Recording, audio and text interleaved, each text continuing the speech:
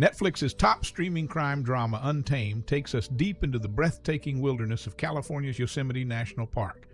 It is not just a show, it is a slow-burn thriller packed with tension, trauma, and Yellowstone-style grit. The story begins when a young woman is found murdered beneath the towering pines.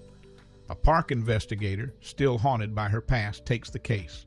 As she digs deeper, she uncovers a tangled web of memory, betrayal, and backcountry secrets that stretch across state lines and generations. But the moment that really caught my attention was not the bear trap, the midnight confession, or the grainy black and white footage from a trail camera. No, it was the scene with the neighbor, the clue that changed everything. He shows up late in the episode. At one point, an old neighbor with a suspiciously good memory shows up clutching a photo of the victim from a missing period of her life in Nevada. He hands it to the sheriff, shrugs like it's no big deal, then asks for the $10,000 reward. That is the moment everything shifts. The sheriff stares at him. The deputy starts writing. The audience leans forward. The man smiles, a little proud, a little unsure, and walks away. He did something helpful, maybe even honorable. But in my head, all I could think was, that man just earned himself a tax bill. The IRS enters the scene. Let us pause the drama and ask the question that true crime fans and tax professionals alike really want answered. Is the $10,000 reward taxable? The short answer is yes. The long answer is definitely yes. Let's break it down. Section 61 of the Internal Revenue Code defines gross income as, quote, all income from whatever source derived. That includes the obvious things like wages, tips, and dividends. But it also includes gambling winnings, stolen money, bribes and illegal kickbacks, and yes, reward money. So when our good neighbor collects that $10,000 check from the sheriff's department or a private fund, it is considered regular taxable income. It goes right on his Form 1040. There is no tax break for being helpful. No deduction for emotional stress. No exception for being a good citizen. If it increases your wealth, the IRS wants their share. But wait, he lives in Nevada. Here is where the plot thickens. The man lives in Nevada, a state famous for having no income tax. He probably thinks, I will just pay federal and keep the rest.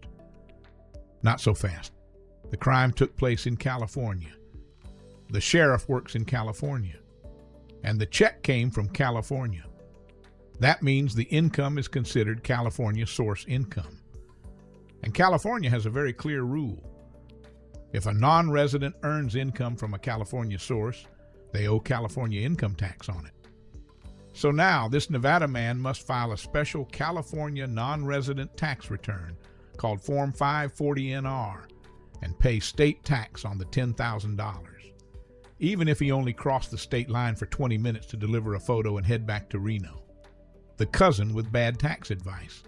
Now imagine this guy calls up his cousin who watches too many tax TikToks. Dude, his cousin says, just email the photo from Nevada, that way it is not taxable. Nice try. It does not matter how the tip was delivered. What matters is where the money came from and what it was for. If the reward was issued by a California agency for solving a California crime, California considers it taxable.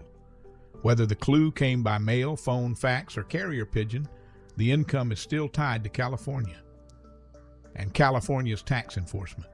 Let's just say it is not known for being gentle. The IRS wants tax stolen money. Still skeptical? In 1961, the U.S. Supreme Court ruled in James v. United States that even stolen money is taxable. If you steal $50,000, the IRS expects you to report it as income.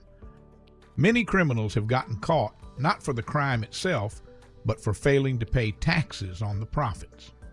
So yes, if stolen money is taxable, then reward money for helping solve a crime absolutely is. Final scene, a photo, a check, and a trail of paperwork. Let's review. The man finds a photo. He delivers it to help solve a murder. He collects a $10,000 reward. Now he owes federal tax. And thanks to California sourcing laws, he likely owes state tax too. In a few weeks, he may even receive a Form 1099 miscellaneous from the agency that paid him. Cut to black. He walks off with a photo, a check, and a tax burden. The IRS, they are already queuing up the audit software. Because in the real world, even justice comes with a paper trail. Tax trivia you will not hear on TV.